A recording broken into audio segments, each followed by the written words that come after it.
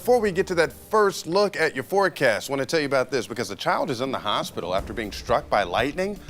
Florida Fish and Wildlife says that child was on a boat in Riverview. Right now, we are working to get an update for you. You know we will pass that along as soon as we get it.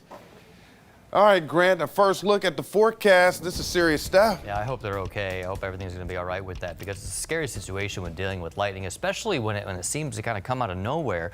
There was an approaching storm yesterday, but if you look right there where it says Gibsonton, see that lightning bolt? That lightning bolt is what actually caused the situation here. It was a good 5 miles away from the actual thunderstorm. Certainly abundant lightning underneath the heavier rainfall. That's where that thunderstorm was, but that one lone lightning strike would appear to be sort of an anomaly. However, this happens so often. You get the high cloud cover out ahead of the storm, and these are called positive lightning strikes. And these positive lightning strikes pack more of a punch than your regular lightning strike, though all equally dangerous. But these positive lightning bolts are even more powerful. And we can't say it enough. I'm going to be a broken record here again, guys, but if you can hear thunder, you can be struck by lightning. And here's why this is particularly concerning.